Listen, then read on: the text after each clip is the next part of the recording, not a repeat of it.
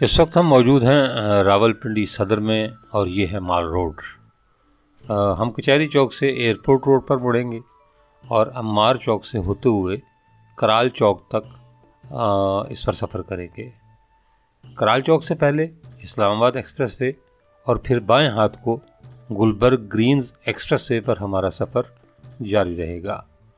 Gulberg Green's expressway के इख्तिताम पर एक चौक आता है। उस चौक से हम उल्टे हाथ को मुड़ेंगे। एक छोटी सी सड़क है जो दरदाला और चंद छोटे छोटे देहात से होती हुई हमें दरियाए सवां के किनारे तक ले जाएगी। किला फरवाला को दो रास्ते जाते हैं।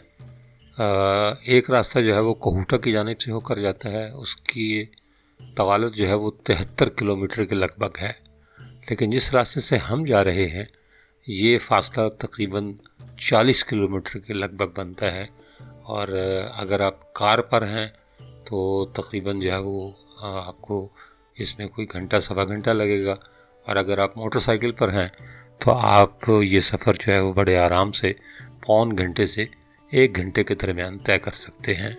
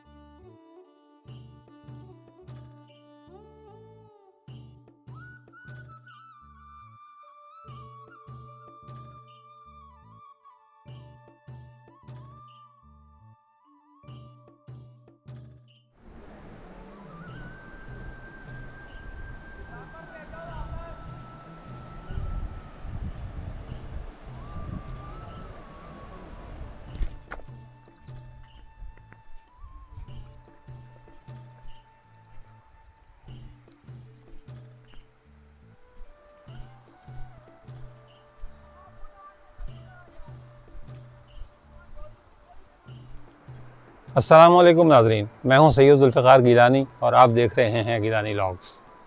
मैं इस वक्त जो है वो दरियाए सवां के किनारे खड़ा हूं। देखने में जो है वो ये एक नदी लगती है, लेकिन ये बड़ा तेज़ रफ्तार दरिया है और इस वक्त तो इसमें पानी कम है, लेकिन जब इसमें पानी ज़्यादा होता है तो ये अबूर करना मुश्किल है। हम यहाँ आए हैं आज आपको किला फरवाला जो है वो दिखाने के लिए। और किला फरवाला जो है वो गखड़ों के 750 साला इक़्तिदार का ऐनी शाहिद है और उसकी आखिरी निशानी भी है, क्योंकि जो है वो ये मेरे पीछे जो है वो पहाड़ी पर जो है वो किला फरवाला नज़र आ रहा होगा।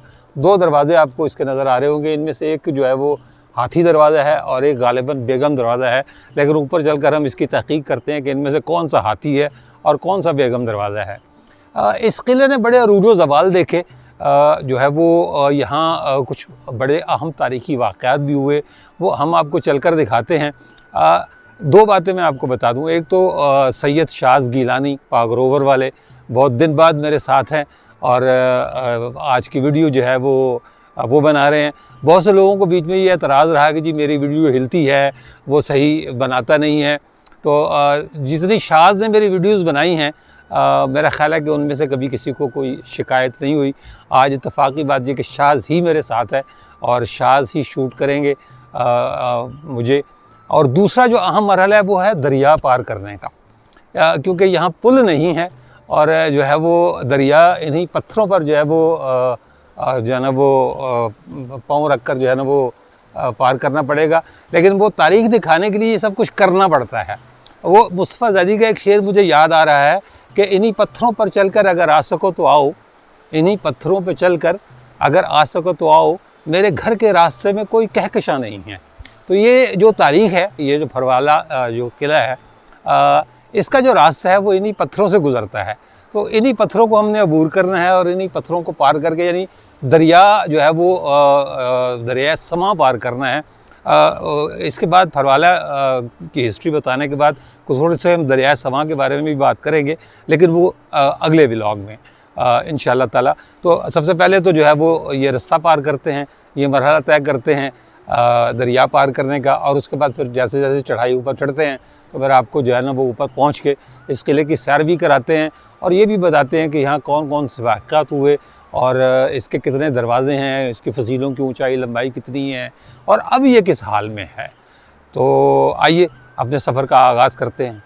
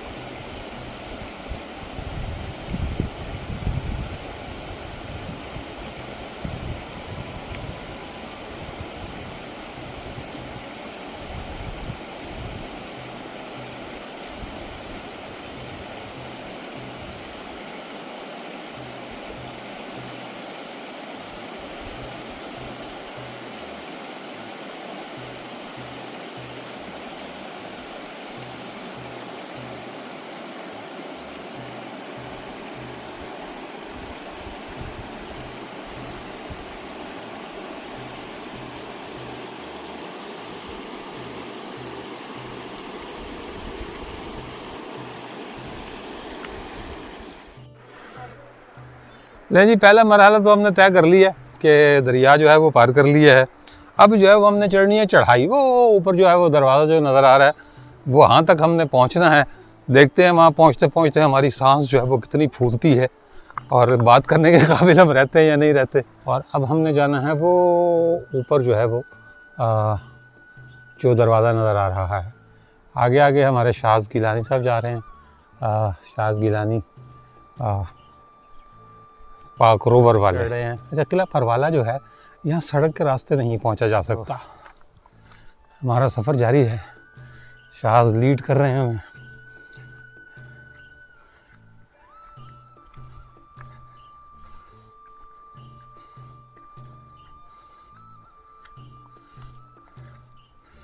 मेरा ख्याल है कि मैं गलत साइड से आ गया हूँ क्योंकि वहाँ पत्थर ज़्यादा हैं। असल पगडंडी जो है वो ये है।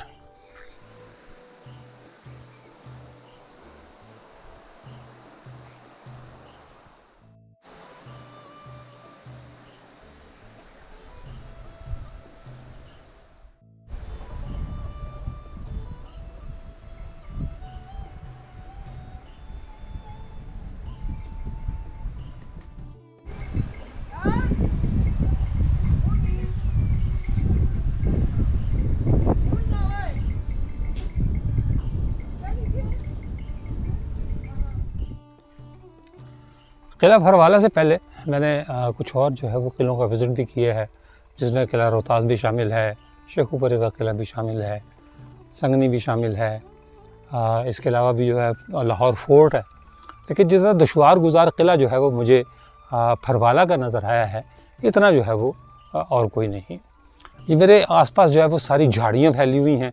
इस वक्त मैं और शाज़ दोनों बिल्कुल तन्हा हैं और जो है वो इससे आप अंदाज़ा लगा सकते हैं कि यहाँ कितनी वीरानी और जो है वो सुनसान इलाका है। यहाँ पर पीछे गांव है, लेकिन गांव के लोग ज़ाहिर सी बात है अपने कामों में मसरूफ़ हैं।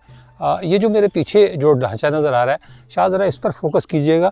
बहुत कम लोगों ने इस दरवाज़े को जो है ना वो किया। ये है जी इसका मरकज़ी दरवाज़ा, जिसे आप जो है वो हाथी दरवाज़ा जो है वो कहते हैं।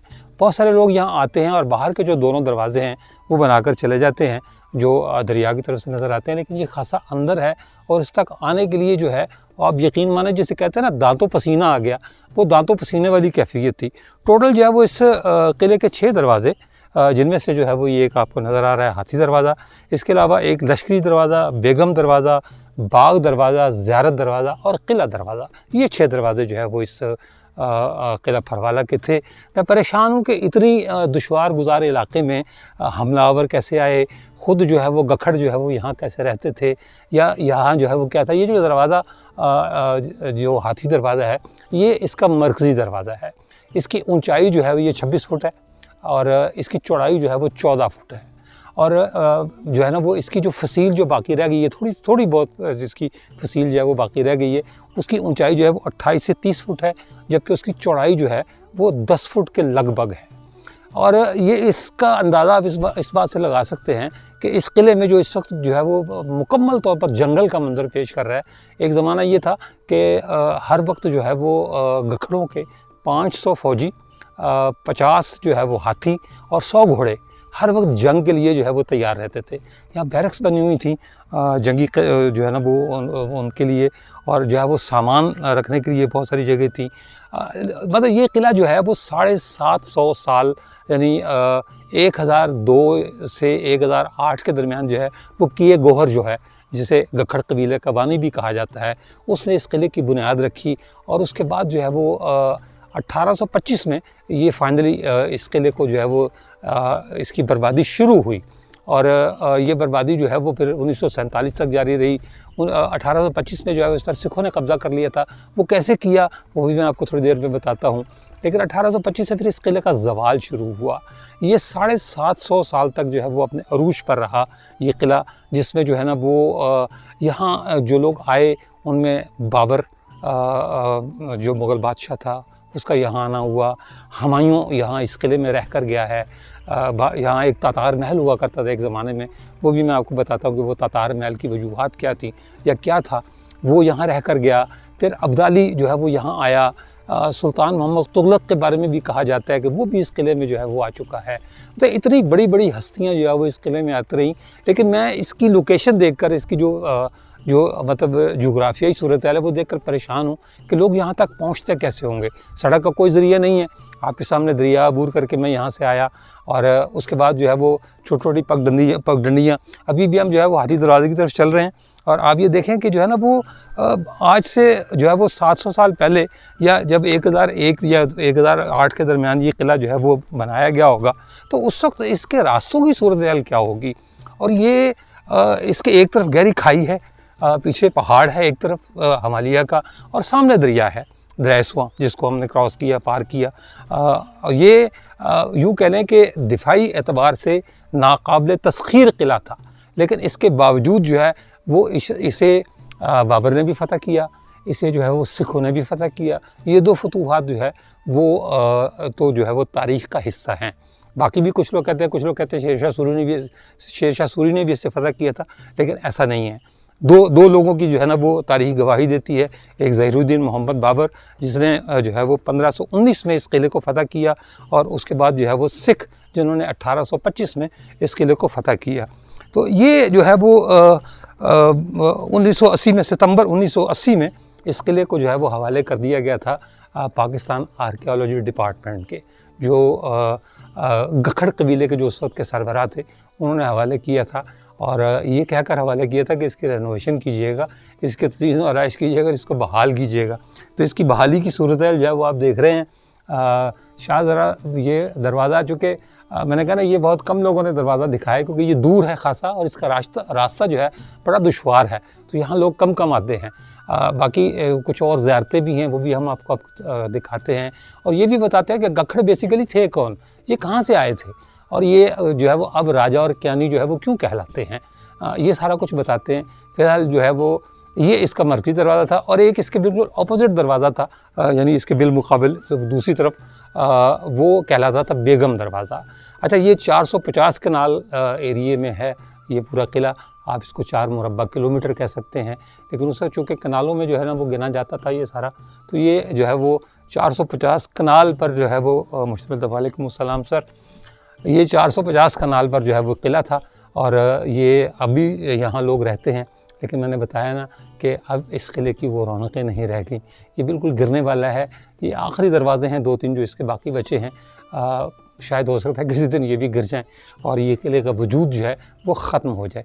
आइए आपको दूसरी जगह दिखाते हैं और गखड़ों का जो पस मंज़र है वो भी आपको बताते हैं कि गखड़ कौन थे, कहाँ से आए, इनका अपना जो है वो क्या है, जो दावा है वो क्या है और तारीख़ इनके बारे में क्या कहती है। आइए आपको बताते हैं।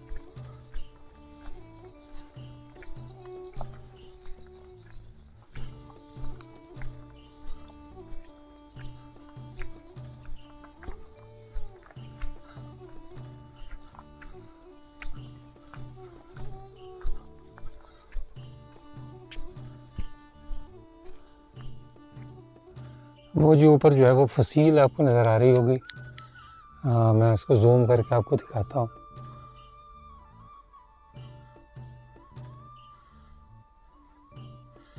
ये फसील है, फसील का बाकी थोड़ा सा बचा कुछ हिस्सा आप कह सकते हैं।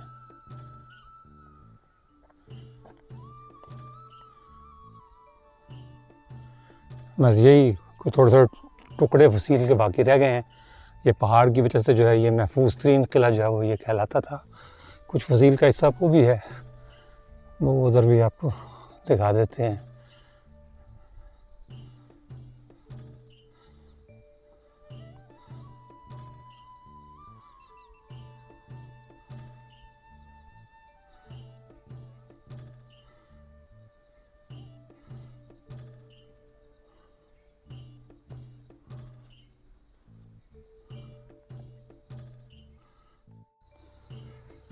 इस वक्त जो है वो हम खड़े हैं बड़ के एक बहुत बड़े और क़दीम दरख्त के नीचे।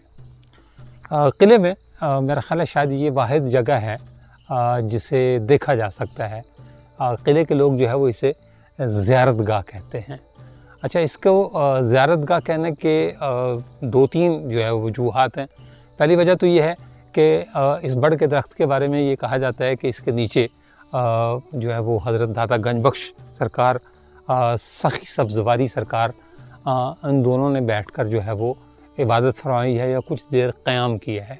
चिल्ला काटने की कोई शहादत दस्तियाब नहीं है कि उन्होंने यहाँ चिल्ला काटा, लेकिन उन्होंने यहाँ इस किले का दौरा ज़रूर किया। इसके अलावा जो है वो एक और मशहूर शख्सियत जो है मशहूर रियाज़ीदान अल-बैरूनी, उसके बारे में भी कहा जाता है कि वो उसने भी इस बड़ के दरख्त के नीचे जो है कुछ वक्त गुजारा। कहते हैं कि यहाँ कोई एक कमरा भी हुआ करता था जिसे आप कह सकते हैं कि वो चिल्लागाह थी या कोई बैठक थी, लेकिन वो कमरा या वो चिल्लागाह हमें तो इस वक्त नज़र नहीं आ रही कोई भी। लेकिन बड़ का दरख्त आप देख सकते हैं कि ये जो है वो इसकी जड़ें जो है वो कितनी फैली हुई हैं और ये कितना कदीम है। बड़ का दरख्त जो है वो हिंदू मज़हब में बड़ी अहमियत हासिल है। बड़ के दरख्त के नीचे बैठकर जो है वो इबादत की जाती हैं, मन्नतें मानी जाती हैं, नज़रें गुजारी जाती हैं।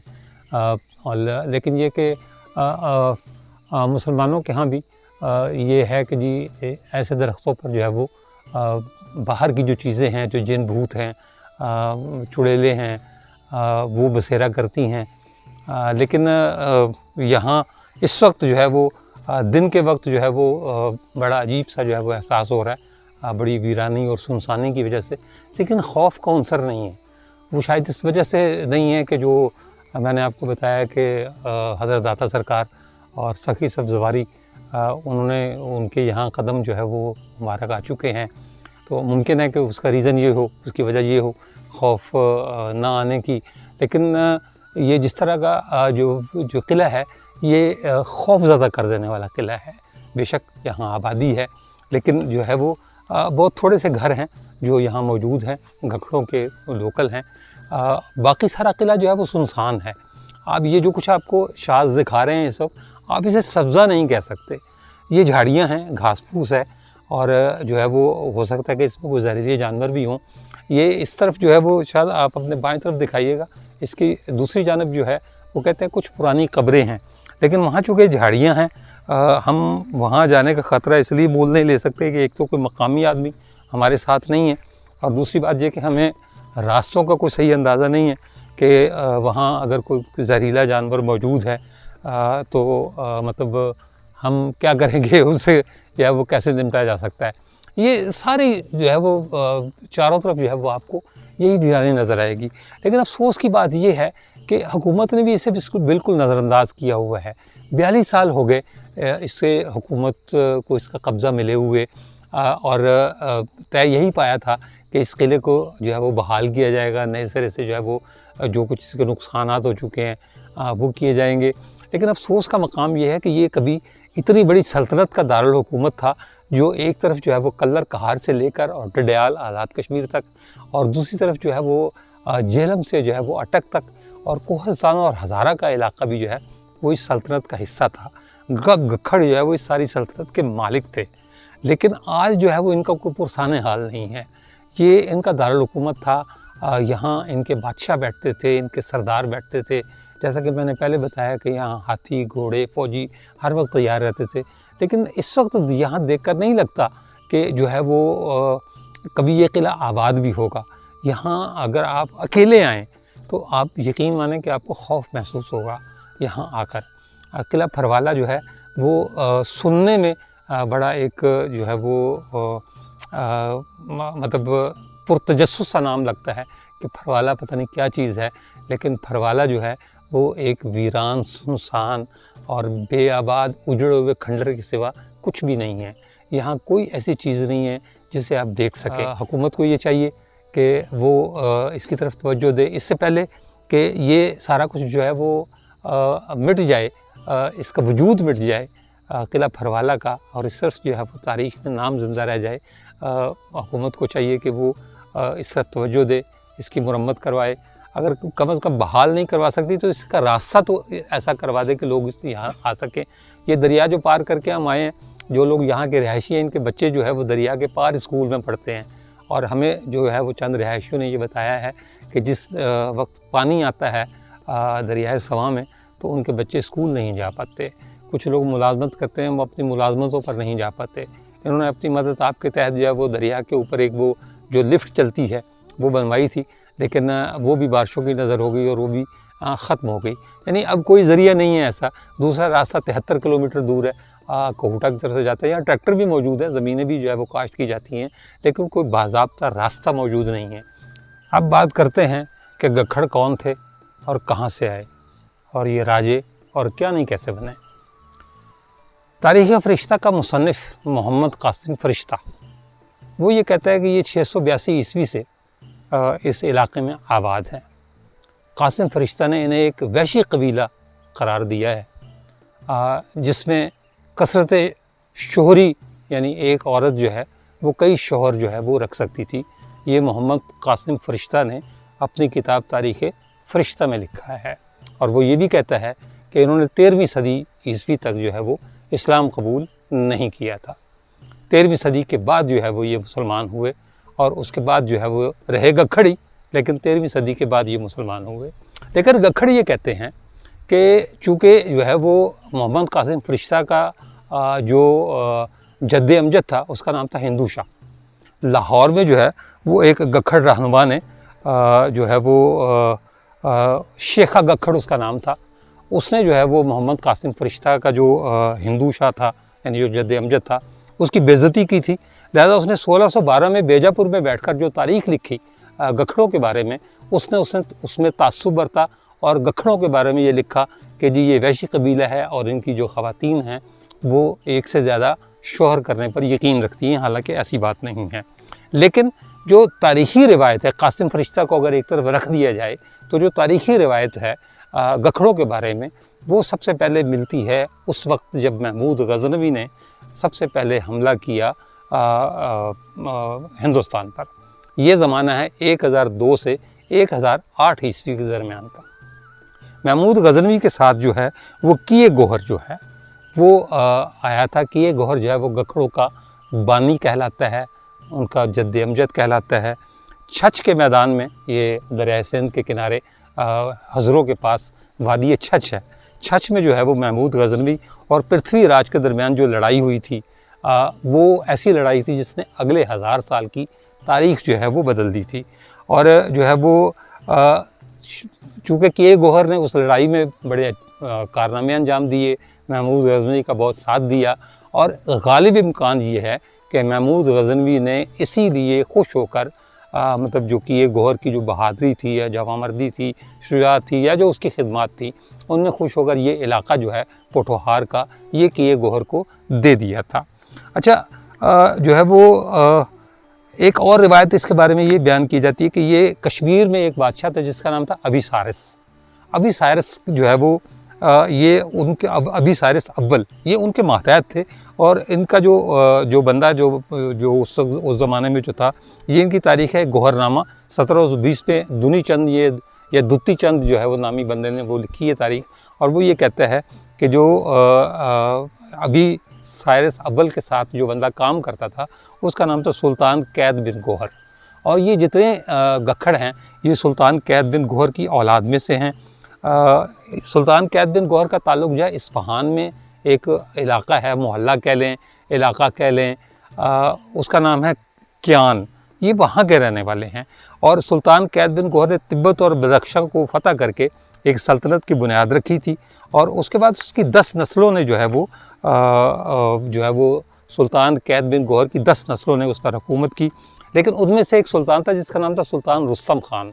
सुल्तान रुस्तम ख़ान जो है वो एक बगावत में मारा गया, और जो है वो मतलब उसका जो बेटा था काबिल ख़ान उसका नाम था, वो नासरुद्दीन सबकतगीन के पास जो महमूद गज़नवी के दौर में थे, मतलब उसके पेशरो थे, उनके पास वो गज़नी चला गया, और फिर वो उन्हीं के साथ वापस आया, और उसका बेटा था गखड़ शाह, वो उसके साथ वापस आया। और जो है वो पोठोहार का जो इलाका है, ये एक वसीक़ा भी दिखाते हैं जिसमें सुल्तान गज़नवी ने ये लिखा हुआ है कि अटकता जेहलम का इलाका जो है वो गखड़ शाह की औलाद को दे दिया गया।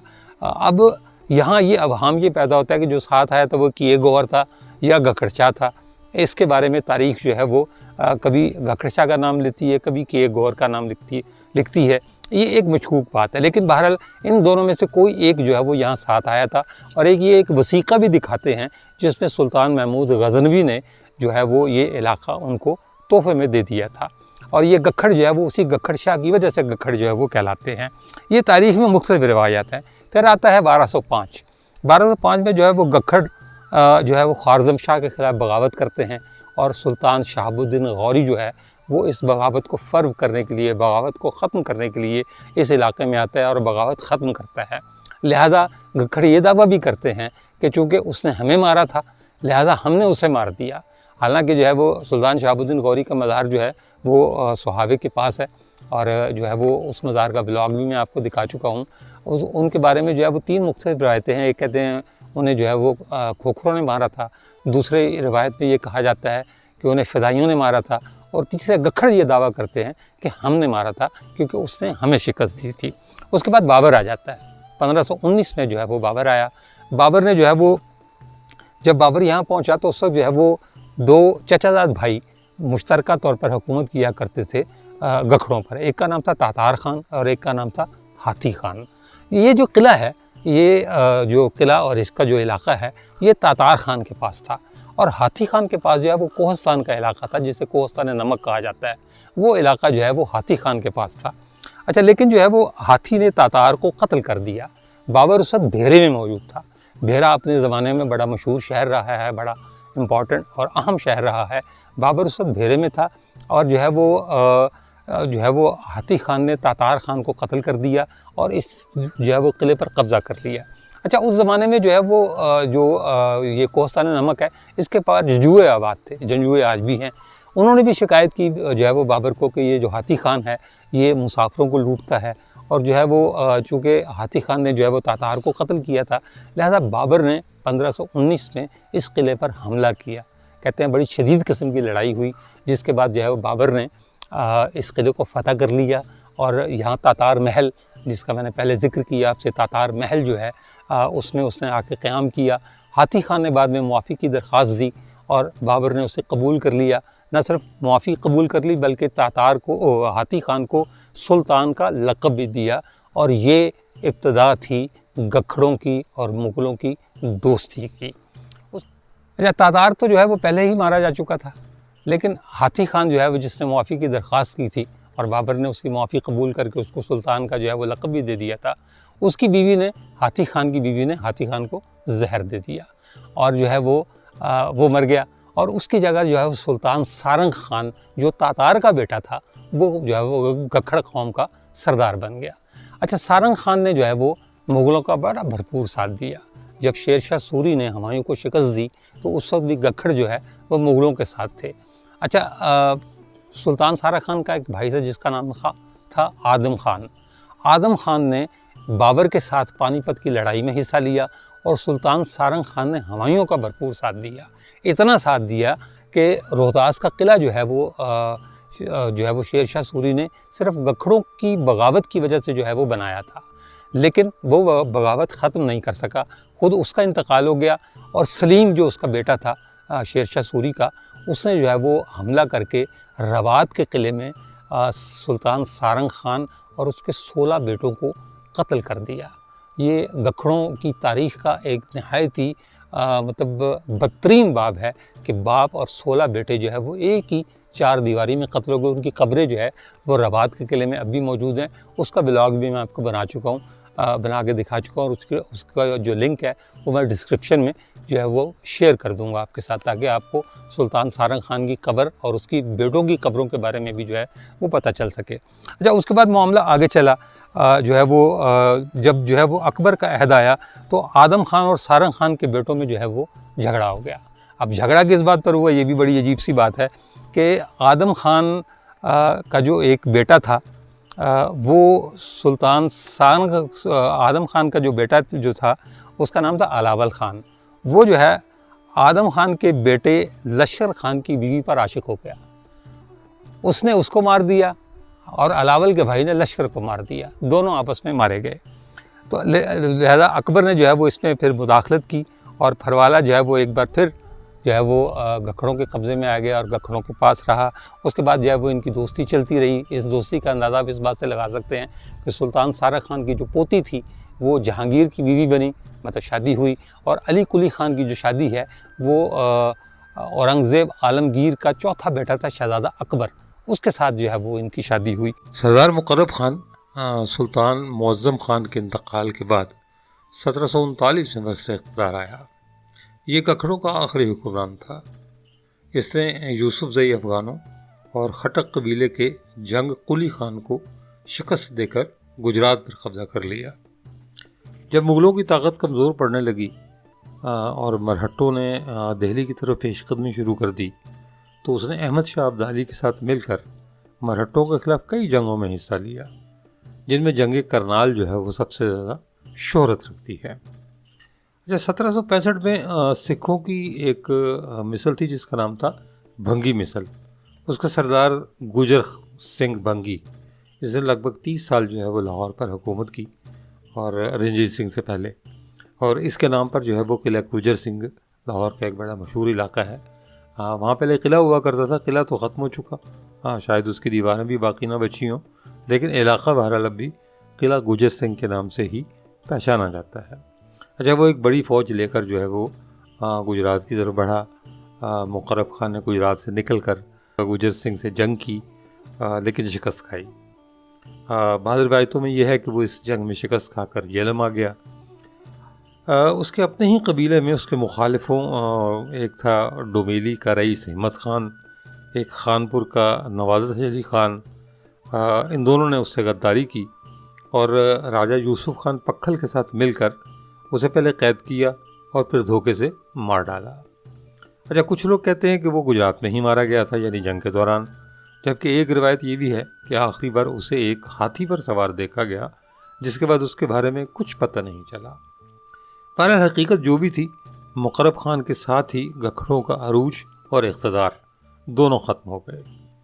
उसके दो बड़े बेटों ने फरवाला और 2 छोटे बेटों ने धान गली के किलों पर कब्जा कर लिया, लेकिन सरदार गुजर सिंह भंगी उनके ताक़ुब में था।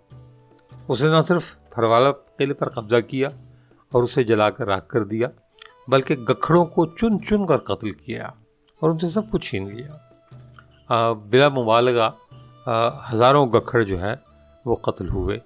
सिखों के दौर में गखड़ों की कोई तारीख नहीं मिलती, कोई जिक्र नहीं मिलता, गखड़ कहाँ थे, कहाँ चले गए। गुजर सिंह भंगी ने बहुत से गखड़ सरदारों को कैद करके जम्मू भेज दिया। और सितम ज़रीफ़ी या बदकिस्मती की बात यह है कि सिखों ने गखड़ों के सर की कीमत 1 रुपया फ़ी गखड़ मुकर्रर की, जिसकी वजह से कई शहज़ादे मारे गए और जो बच गए उन्होंने अपनी ज़ात ही बदल ली। ये वही ज़माना था जब गखड़ों ने अपने नाम के साथ राजा या क्या नहीं लिखना शुरू किया, और अब कमोबेश सारे ही गखड़ राजा या क्या नहीं लिखते हैं। ज़ात बेशक वो अपनी गखड़ बताते हैं, लेकिन उनके नामों का जो हिस्सा है वो राजा है या क्या गया था। अच्छा, ये जो किला जो है वो आपको दिखाया, यहाँ 2 बड़े तारीखी वाक़यात हुए। वो तारीखी वाक़यात जो है उनमें से एक जो था, लाहौर में एक जगह है कामरान की बारादरी। कामरान जो है वो हुमायूं का सौतेला भाई था। 1530 में उसने उस बाग की बुनियाद रखी थी, जहाँ उसने बाद में अपने लिए महल बनवाया, जो आज कामरान की बारादरी कहलाता है। लेकिन जुलाई 1553 में दोनों भाइयों में इख्तलाफ हो गया, क्योंकि कामरान ये चाहता था कि लाहौर उसके पास रहे और हुमायूं ये चाहता था कि सारे की सारी सल्तनत जो है वो उसके पास रहे। उसने ये किया, कामरान मिर्ज़ा उसका नाम था। कामरान मिर्ज़ा ने इसी फरवाला किले में आकर जो है वो गखड़ों के पास पनाह हासिल कर ली।